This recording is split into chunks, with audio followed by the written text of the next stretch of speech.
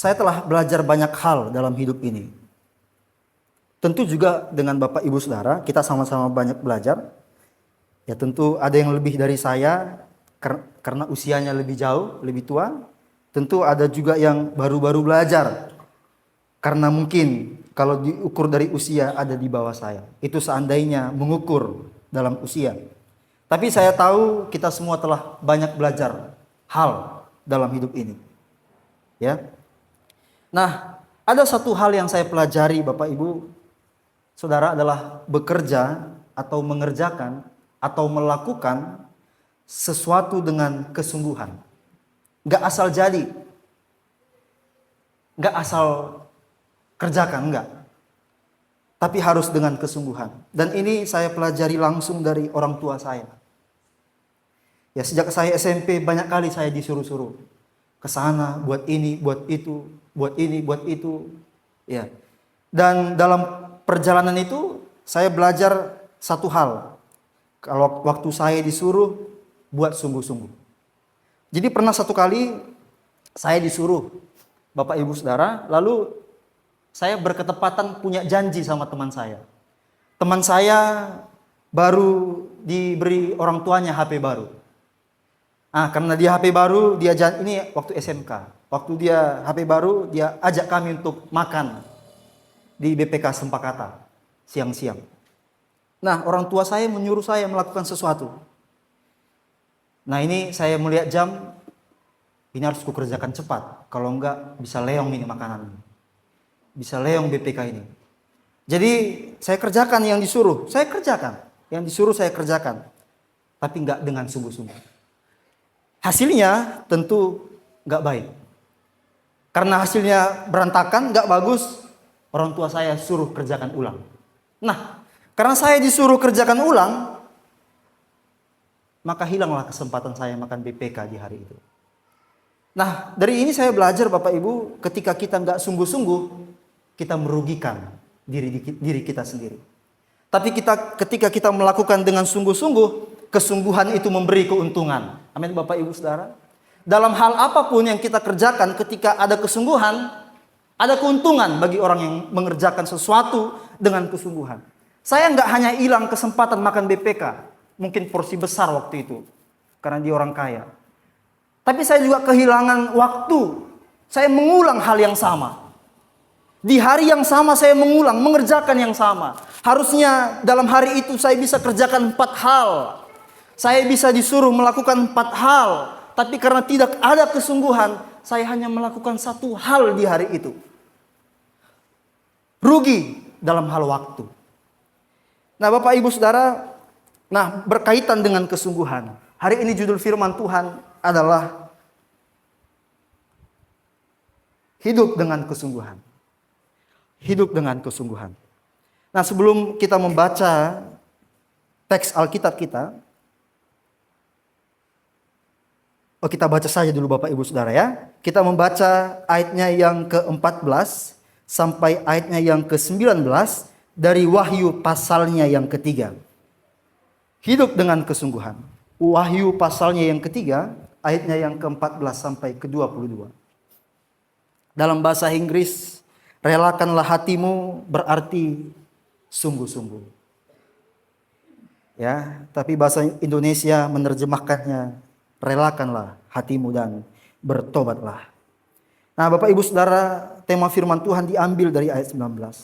Nah, teks yang baru kita baca ini, Bapak Ibu Saudara, adalah bagian dari pesan Tuhan kepada jemaat di Laodikia.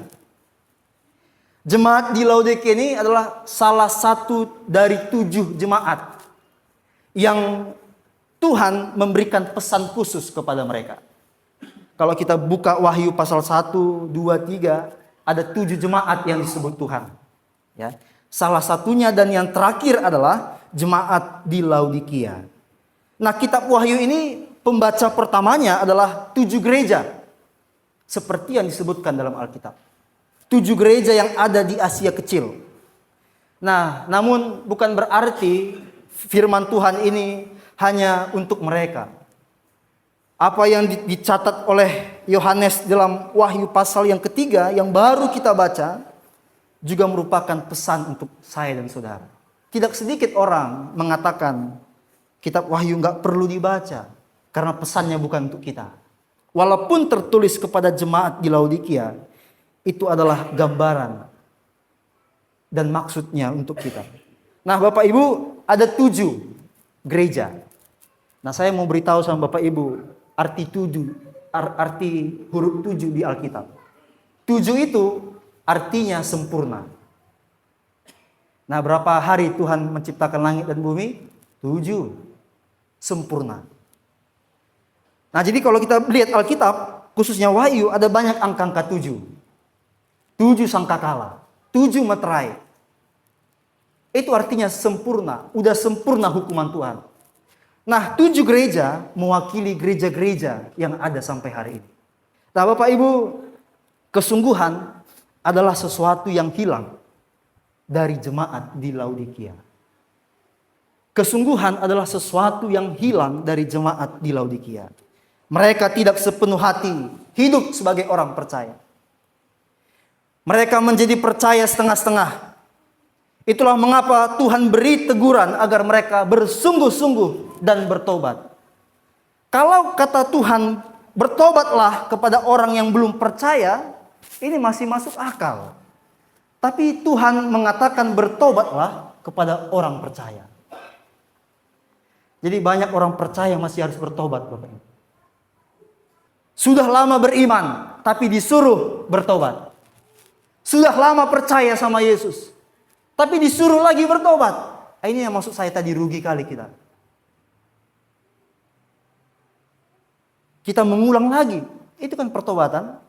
Kita ke sana, terus kita harus balik lagi. Dan artinya mengulang lagi. Sudah lama beriman, tapi disuruh bertobat. Berarti selama ini ngapain? Selama ini orang ini ngapain? Jemaat di Laodikia buat apa? Sehingga harus, ayo bertobat. Kau harus bertobat. Berarti selama ini yang mereka lakukan gak ada. Kosong yang mereka lakukan. Sehingga Yesus katakan, bertobatlah, sungguh-sungguh dan bertobatlah. Nah, hidup sebagai orang percaya, Bapak Ibu Saudara, juga harus sungguh-sungguh. Ya, hidup sebagai orang beriman juga harus dengan kesungguhan. Sebab Tuhan kita pun adalah Tuhan yang sungguh. Tuhan kita adalah Tuhan yang gak main-main. Nah, sikap Tuhan yang sungguh-sungguh itu terlihat di ayatnya yang ke-14. Perhatikan ayat 14. Dan tuliskanlah kepada malaikat jemaat di Laodikia. Ini yang pertama. Kalau kita baca ayat ini, apakah ini untuk malaikat? Kan gitu. Tuliskanlah surat ini kepada malaikat. Berarti malaikat yang terima surat. Malaikat kan roh. Nah, tentu tidak ya Bapak Ibu. Arti dari malaikat artinya adalah, malaikat itu kan adalah utusan Tuhan. Ya. Gereja ada malaikat. Setiap orang percaya kemanapun dia ada malaikat menyertai hidupnya. Itu jelas dalam kitab Kejadian. Ketika Yakub lagi tidur, terus dia bermimpi. Dia bermimpi apa? Ada malaikat naik turun.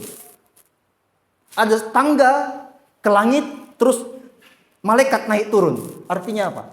Ternyata dia tahu dia nggak sendirian. Yakub dalam perjalanannya dia tahu, ternyata aku punya teman malaikat. Nah, artinya malaikat adalah utusan Tuhan bagi orang percaya. Salah satu fungsi malaikat adalah sebagai saksi dari perkataan Tuhan. Nah, ketika Yesus katakan tuliskanlah kepada malaikat jemaat di Laodikia, artinya malaikat jadi saksi dari perkataan dan pesan Tuhan kepada mereka. Dan ini pesan yang serius, bukan main-main. Ini pesan yang sungguh, bukan main-main. Sebab ada saksinya. Tuhan berkata ada saksinya. Lalu firman Tuhan lanjut di ayat 14. Yang setia dan yang benar.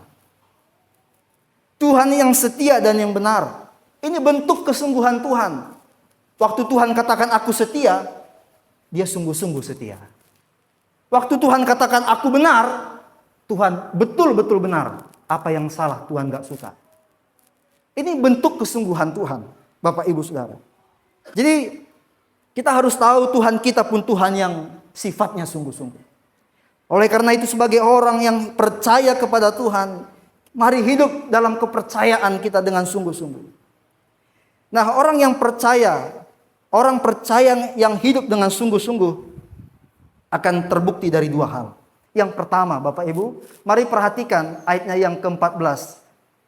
Ayatnya yang ke-15 dan yang ke-16. Saya baca ayat yang ke-15. Bapak Ibu Saudara, pemuda remaja membaca ayatnya yang ke-16. Karena engkau tidak dingin atau tidak panas, aku akan memuntahkan engkau dari mulutku. Kesungguhan kita dalam melakukan sesuatu akan terbukti dari hasilnya. Ukurannya adalah hasilnya. Nah, waktu saya disuruh orang tua saya melakukan sesuatu, dia tahu saya nggak sungguh-sungguh, dan saya pun tahu saya nggak sungguh-sungguh. Terlihat dari hasilnya. Sehingga saya mengulang lagi apa yang dia minta pertama. Tuhan berkata, aku tahu segala pekerjaanmu. Aku tahu apa yang kau buat sampai hari ini. Dan kusimpulkan, engkau nggak dingin dan engkau nggak panas. Jemaat di Laodikia sudah berdiri lama, Bapak Ibu Saudara. Lebih dari 5-6 tahun. Atau mungkin 10 tahun.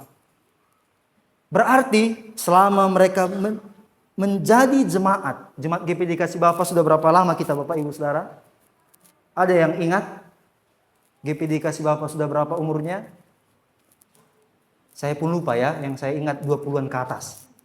22 atau 23 gitu. Lebih tua kita daripada jemaat di Laodikia ketika mendengar firman Tuhan. Mereka baru umur 6, 7, 8 tahun, 9 tahun. Dari 9 tahun mereka terbentuk jadi jemaat. Tuhan katakan apa? Aku tahu yang kau perbuat, dan selama ini yang kau perbuat tidak dingin dan tidak panas. Kau hangat-hangat kuku.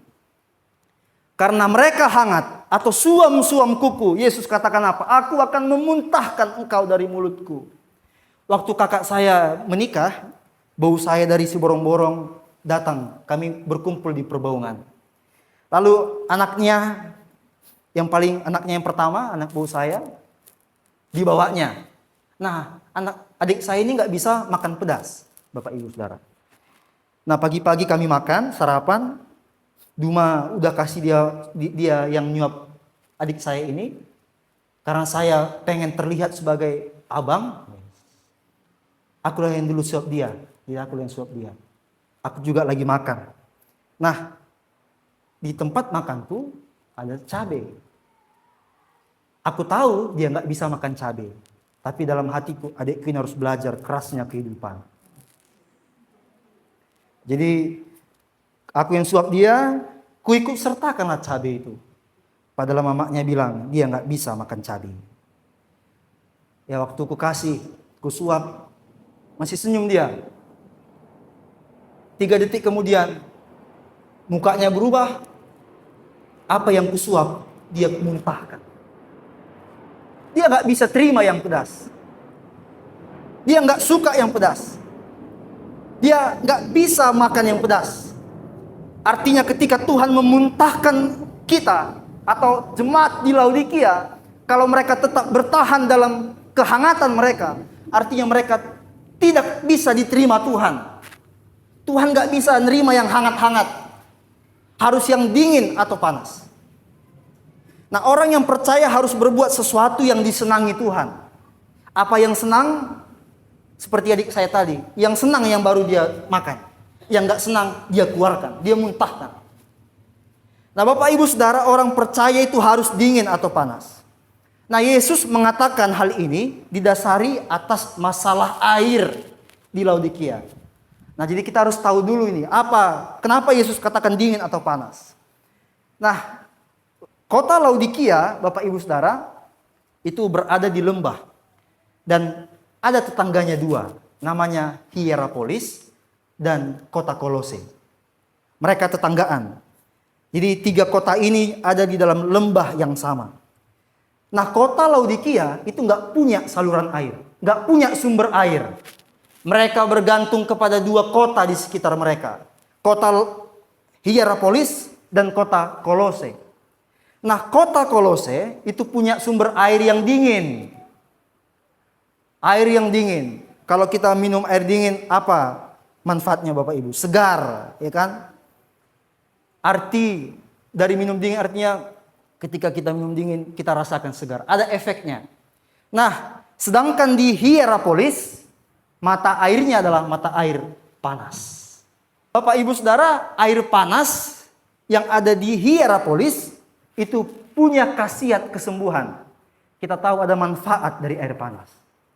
Nah, karena jarak kota Kolose jauh dari kota Laodikia, itu ada lebih dari 10 mil atau 15 kilometer, maka mereka nggak bisa mengambil air ke Kolose. Kejauhan mereka mengambil air dari Hierapolis. Tadi di Hierapolis air apa? Air hangat, air panas. Nah, mereka menarik air, membangun saluran air yang sumbernya langsung ke Hierapolis. Ke Hierapolis jaraknya itu 6 mil, Bapak Ibu Saudara. 6 mil itu sama dengan 10 kilometer. Atau 8 kilometer sampai 10. Jadi mereka membuat pipa 7, 8, 10 kilometer untuk ke kota mereka. Biar ada air di kota mereka. Nah, Bapak Ibu Saudara, tapi masalahnya air panas yang dari Hierapolis itu, yang berjalan 6 kilometer itu, 8 kilometer itu, waktu sampai di kota Laodikia, airnya nggak dingin, tapi hangat. Nah, kalau airnya hangat, Bapak Ibu Saudara, nggak bisa langsung diminum. Harus disimpan dulu sampai airnya jadi dingin. Jadi tidak ada artinya air itu sampai waktu airnya itu jadi hangat. Mereka nggak bisa langsung minum. Kalau mereka minum, efeknya adalah sama yang seperti Yesus katakan, aku muntah. Itu pengalaman orang Laodikia. Mereka nggak akan minum air hangat yang disalurkan dari Hierapolis itu. Mereka simpan dulu sampai dingin. Kalau butuh panas, mereka panaskan lagi. Tapi hangat mereka tak pernah minum. Karena pasti muntah. Nah, Bapak Ibu Saudara, orang-orang percaya hidupnya harus seperti air dingin. Sehingga Yesus katakan apa? Kamu nggak dingin dan kamu nggak panas. Harusnya kamu dingin atau panas. Dingin artinya apa? Ada manfaatnya dingin. Panas artinya apa? Seperti di Hierapolis. Karena air panas punya manfaat untuk menyembuhkan orang. Ada artinya jadi panas. Tapi hangat nggak ada artinya. Sehingga Yesus katakan kamu harus dingin atau panas. Nah, Bapak Ibu Saudara, arti hidup kita sebagai orang percaya itu harus dirasakan oleh orang percaya yang lain. Nah, jemaat di Laodikia tidak punya arti hidupnya. Tidak punya arti sebagai orang percaya. Tidak ada arti hidup mereka. Ada arti yang harus kita miliki sebagai orang beriman kepada orang beriman yang lain. Nah, seperti yang dikatakan Rasul Paulus kepada anak rohaninya Timotius. Saya membaca untuk Bapak Ibu Saudara, perhatikan ayat ini. Jangan seorang pun menganggap engkau rendah karena engkau muda. Jadilah teladan bagi siapa Bapak Ibu Saudara? Bukan orang yang enggak percaya. Dalam perkataanmu, dalam tingkah lakumu, dalam kasihmu, dalam kesetiaanmu, dalam kesucianmu, ke siapa Bapak Ibu Saudara? Ke orang percaya. Jadi teladan dalam perkataan ke siapa? Ke orang percaya. Kesucian ke siapa? Ke orang percaya. Ini target utama kita. Kita berarti, hidup kita punya arti bagi orang percaya. Karena kita orang percaya. Seperti Kolose, airnya punya arti. Seperti Hierapolis, punya arti airnya. Nah, Yesus membawa ini agar kau jemaat-jemaat di Laodikia sebagai orang percaya, hidupmu harus punya arti. Hidupmu harus berarti sebagai orang percaya. Kepada orang percaya. Nah, bapak-bapak mungkin engkau sudah menjadi bapak yang baik di rumah. Puji Tuhan. Ibu-ibu mungkin sudah menjadi ibu yang baik di rumah. Puji Tuhan. Pemuda-pemudi remaja sudah menjadi anak-anak yang baik di rumah. Puji Tuhan. Tapi bagaimana dengan hidup kita sebagai orang percaya? Nah, tolak ukurnya Bapak Ibu, saudara yang terkasih adalah ketaatan terhadap firman Tuhan. Sikap kita dalam mendengar firman Tuhan. Sikap kita dalam beribadah. Sikap kita sebagai pelayan. Disitulah arti hidup kita sebagai orang percaya.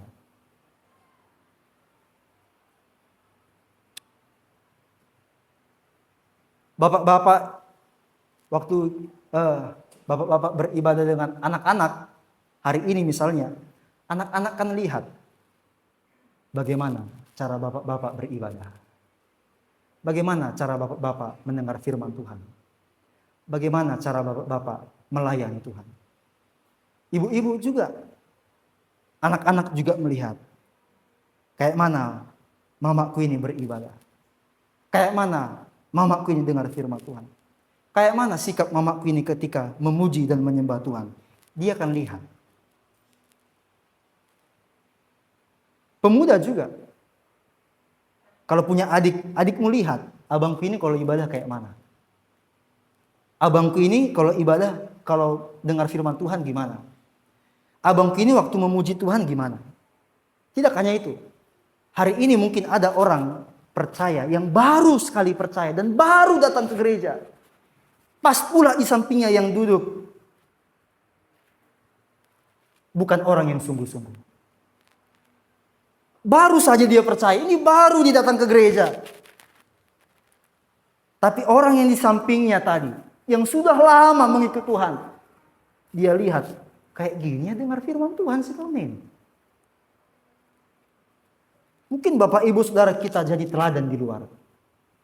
Tapi firman Tuhan tekankan hari ini gereja, orang percaya, jadi punya arti bagi orang percaya yang lain. Di situ yang Tuhan mau. Jangan kau hangat, kau harus dingin atau panas. Artinya ada arti hidupmu. Mungkin Bapak Ibu Saudara bilang, aku sudah membuat teladan, tapi dia anakku tetap sama kok. Itu masalah yang lain. Itu hubungan dia dan tanggung jawab dia dengan Tuhan. Tapi tanggung jawab kita dengan Tuhan adalah jadi orang-orang yang teladan bagi orang-orang percaya. Ya, ada banyak hal Bapak Ibu, dan termasuklah apa yang dikatakan Paulus kepada Timotius, perkataan, tingkah laku, bagaimana kita mengikut dan mengiring Tuhan, orang kan lihat. Nah, dari situlah ternilai dan tolak ukur apakah kita dingin atau panas, seperti air yang ada di Hierapolis atau air yang ada di Kolose, yang punya arti ketika diminum. Yesus mau orang-orang percaya jadi teladan untuk orang-orang percaya yang lain. Amin Bapak Ibu Saudara. Ya. Oleh karena itu, waktu kita melakukan sesuatu untuk Tuhan, ingatlah. Ya, kita adalah orang-orang percaya. Kita harus jadi teladan untuk orang-orang percaya yang lain. Yang kedua Bapak Ibu Saudara, dan yang terakhir. Kita baca, saya saja yang membaca, nanti ayat 18 Bapak Ibu Saudara membacanya. Mengamankan yang utama. Ini bahasa Medan ini Bapak Ibu, mengamankan yang utama. Waktu saya ke Jakarta, melayani di Jakarta, kami diundang. Pengerja diundang untuk makan ke rumah jemaat. Lalu kami datang dengan gembala ke rumah jemaat ini. Karena dia baru mengadakan ucapan syukur masuk rumah baru. Nah, ibadah berlangsung dulu baru makan bersama. Nah, waktu mau makan bersama, perutku tidak bisa diajak kompromi. Sakit, jadi harus ke kamar mandi dulu Bapak Ibu Saudara. Karena aku lihat dari jauh jenis-jenis makanannya, ku dekatilah kawanku yang dia nggak sakit perut. Ku datangi, terus ku bisikkan, amankan dulu kerupuk itu ya. Bagi saya, ketika melihat makanan yang di situ, kerupuk itu yang utama. Minta tolong aku agar diamankan. Yang lain gak apa-apa hilang, tapi kerupuk jangan. Nah, ini yang kedua. Orang percaya yang hidup dengan sungguh, dia akan mengamankan yang utama dalam hidupnya. Nah, kota Laodikia Bapak Ibu Saudara, seperti yang Yesus katakan di ayatnya yang ke-17, adalah kota yang kaya. Kan Yesus sendiri yang bilang, kau berkata engkau kaya. Memang benar mereka kaya. Bapak Ibu Saudara, mereka kaya. Ada banyak emas di sana. Mereka juga memproduksi kain wol hitam. Kalau sekarang mungkin mereknya merek Gucci pada waktu itu. Lalu mereka juga punya obat mata yang bagus. Jadi orang-orang di Asia yang luas itu, kalau sakit matanya, mereka akan datang ke Laodikia, beli obat mata yang ada di Laodikia. Kalau orang-orang kaya yang ada di sekitar Asia itu, mereka akan datang ke Laodikia untuk beli apa? Kain wol yang bagus. Sebagai bukti kekayaan mereka. Ini bukti bahwa jemaat di Laodikia, orang-orang percaya di Laodikia, orang-orang kaya. Jadi walaupun gak ada mata air di situ, mereka sanggup beli. Mau berapa jauh, mau 10 km ku beli. Mau berapapun biayanya masang saluran air pipa-pipa itu ku beli. Kasih yang terbaik. Mereka orang kaya. Mereka orang yang sanggup melakukan apapun, membangun apapun. Nah, hal ini juga dibuktikan pada tahun 60, Bapak Ibu. Kota ini kena gempa bumi. Hancur parah kota Laodikia. Nah, setelah gempa bumi, mereka mau bangun ulang. Lalu datanglah pemerintah Romawi. Kota Laodikia, kudengar kotamu hancur. Sini biar ku bantu perbaiki. Tapi mereka bilang, enggak. Kami enggak kurang apa-apa. Kami bisa bangun sendiri kota kami. Inilah mengapa Yesus katakan apa? Aku tidak kekurangan apa-apa. Memang benar mereka tidak kekurangan apa-apa. Waktu ditawarkan bantuan mereka enggak mau terima. Kami yang bangun sendiri. Dan benar mereka bangun sendiri. Jauh lebih indah daripada sebelumnya. Tanpa bantuan orang lain. Mereka hebat Bapak Ibu Saudara. Mereka kaya. Tapi ketika kita baca ayat 17 bagian B. Apa kata Yesus? Engkau melarat. Engkau malang. Engkau miskin. Engkau buta. Dan engkau telanjang. Di mataku. Berbanding terbalik dengan keadaan mereka yang sebenarnya di dunia. Nah, jangan keliru memahami maksud Yesus Bapak Ibu Saudara. Yesus tidak anti anak-anak Tuhan jadi kaya. Yesus enggak anti anak-anak Tuhan memperkaya dirinya. Yesus enggak anti anak-anak Tuhan dapat melakukan apapun tanpa bantuan siapapun. Yesus enggak anti. Tapi yang harus kita perhatikan Bapak Ibu Saudara. Kesalahan jemaat di Laodikia adalah mereka berpikir kalau kekayaan adalah tanda perkenanan Tuhan. Aku sudah kaya, aku sudah berkenan di hadapan Tuhan. Jadi yang lain gak mereka perhatikan.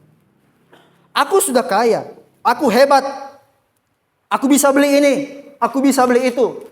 Itu adalah bukti bahwa Tuhan menyertai hidupku. Itu pikiran yang keliru. Seseorang yang kaya bukanlah bukti Tuhan menyertai hidupnya. Ada banyak orang yang kaya tapi Tuhan tidak sertai hidupnya, Bapak Ibu Saudara. Tapi jemaat di Laodikia, orang-orang percaya ini berpikir demikian. Aku sudah kaya dan karena aku kaya, itu adalah bukti Tuhan menyertai dan berkenan atas hidupku. Tapi ketika kita baca apa kata Tuhan, mereka keliru. Ternyata mereka miskin di hadapan Tuhan. Ya, Bapak Ibu Saudara, mereka mengabaikan yang utama dalam hidup mereka. Mereka tidak mengamankan yang utama dalam hidup mereka sebagai orang beriman. Pada ayat 18 dikatakan di sana ada 3 hal Bapak Ibu Saudara. Perhatikan. Emas, beli daripadaku emas. Beli daripadaku pakaian putih. Beli daripadaku minyak untuk melumas matamu. Ini kan Yesus gunakan kekuatan mereka kan. Ada banyak emas di situ. Ada banyak pakaian di situ. Ada banyak hal di situ. Tapi Tuhan minta mereka beli lagi daripadaku. Nah ini artinya Bapak Ibu. Agar jemaat di Laodikia. Agar orang-orang percaya. Memiliki apa yang Tuhan inginkan mereka untuk miliki. Dan itu ada 3 hal. Yang pertama, emas yang apa Bapak Ibu Saudara? Yang murni. Punyalah ini. Milikilah emas yang murni. Milikilah pakaian yang putih. Milikilah minyak untuk melumas matamu. Milikilah 3 hal ini. Kau bisa mungkin tidak kaya. Tapi jangan sampai engkau tidak memiliki ini. Iman yang murni adalah iman yang sejati Bapak Ibu Saudara. Iman yang benar. Ada satu pendeta mengatakan hal yang sangat luar biasa perkataannya. Namanya pendeta Big Man Sirait. Dia katakan demikian. Iman yang besar, mungkin Bapak Ibu Saudara pernah dengar, iman yang besar mampu memindahkan gunung. Tapi iman yang sejati, iman yang tetap percaya walaupun gunungnya nggak pindah. Berarti apa? Waktu nggak terjadi yang kuminta, aku tetap beriman. Waktu nggak terjadi yang kudoakan, aku tetap beriman. Waktu belum datang yang kudoakan, aku tetap beriman. Itu artinya iman yang sejati. Dan jemaat di Laodikia belum punya ini. Sehingga Yesus katakan, ayo beli ini sekarang, cepat. Kau harus punya ini, kayak sales-sales itu. Ayo, ibu-ibu harus punya ini, ayo. Harus punya ini, bapak-bapak. Milikilah emas yang murni, iman yang sejati. Pakaian yang putih, melakukan kebenaran. Dan pelumas mata, artinya bertobat. Dan melihat sesuatu dengan mata rohani. Nah Bapak Ibu, kehidupan kita sebenarnya, kehidupan kita yang asli itu adalah setelah kita mati. Ya. Itulah kehidupan kita yang sebenarnya. Ini kan kitab Wahyu. Kitab Wahyu kan bicara tentang kedatangan Tuhan. Waktu Yesus bicara tentang kedatangannya, dia tulis pesan kepada jemaat di Laodikia, termasuk kita. Agar kita tahu, hidup kita ini yang sebenarnya adalah setelah kita mati. Oleh karena itu Bapak Ibu Saudara, amankan dulu yang utama. Amankan dulu yang utama. Boleh bekerja, tapi jangan lupa yang utama itu pun diperhatikan. Ada 6 hari Tuhan berikan kita bekerja. Masa yang 1 hari pun mau diambil? Pikir Tuhan, kau udah kukasih 6. Aku hanya minta 1. Kau udah kukasih 6. Ini kan tamak namanya, tamak. Udah dikasih 6, yang 1 pun pengen diminta. Tuhan, kurang 1 lagi. Perhatikan yang utama. Dalam keadaan dan kehidupan saya dan Bapak Ibu Saudara sebagai orang percaya. Ya. Jangan sampai hal-hal duniawi membuat saya dan saudara tidak menjaga kehidupan kita di dalam kehidupan yang sementara. Yesus inginkan orang percaya harus memiliki emas yang murni, iman yang sejati, pakaian yang putih, pelaku-pelaku dari kebenaran, dan minyak untuk melumas matamu, melihat sesuatu dari sudut pandangnya Tuhan. Amin Bapak Ibu. Amin. Ya, Tuhan mau kita hidup dengan sungguh-sungguh. Dan pertanyaan terakhir, mungkinkah kita mampu? Saya undang pemain musik untuk maju ke depan. Ya, kita Bapak Ibu Saudara, jangan lihat mereka naik ya. Kita baca ayat yang terakhir. Ini ayat yang terakhir, kita baca. 2, 3, iya. Barang siapa kukasihi, ia kutegur dan kuhajar. Sebab itu relakanlah hatimu dan bertobatlah. Lihat, aku berdiri di muka pintu dan mengetok. Jikalau ada orang yang mendengar suaraku dan membukakan pintu, aku akan masuk mendapatkannya dan aku makan bersama-sama dengan dia dan ia bersama-sama dengan aku. Nah, mungkinkah kita mampu Bapak Ibu? Mungkin. Karena Tuhan selalu menunggu kita untuk kita dapat melakukan apa yang Dia inginkan. Dia seperti berdiri di depan pintu mengetuk. Artinya apa? Tuhan ingin kita mampu melakukannya. Ya. Tanpa Tuhan Bapak Ibu Saudara, tidak mungkin kita punya arti. Tidak mungkin kita bisa jadi teladan. Tanpa persekutuan dengan Tuhan, ini juga diingatkan oleh pengkhotbah dalam khotbah di pemuda semalam. Tanpa persekutuan dengan Tuhan, tidak mungkin orang jadi teladan. Persekutuan, ukuran persekutuan yang paling gampang Bapak Ibu ada 2. Berdoa dan sikapnya waktu dengar firman. 2 ini tolak ukur yang paling mudah menentukan bisa nggak orang ini jadi teladan. Ya Tuhan mau kita nggak mengulang hidup kita. Tuhan mau kita berjalan bertambah terus. Bertambah terus. Apa yang Tuhan telah percayakan bagi kita. Nggak mengulang. Gak remedial. Masa sudah percaya tapi disuruh lagi bertobat. Sayang sekali waktu kita Bapak Ibu Saudara. Jadilah orang percaya yang sungguh-sungguh. Dengan sungguh-sungguh hidup sebagai orang percaya. Maka Yesus katakan di ayat 21. Engkau akan bersama-sama dengan aku. Dan engkau akan menerima tahtaku. Engkau akan menerima apa yang kuperoleh. Engkau akan menerima apa yang kudapatkan dari Bapakku. Engkau akan ada bersama-sama dengan aku di mana aku berada hari ini. Asalkan engkau bersungguh-sungguh setia dalam mengiring dan hidup sebagai orang percaya.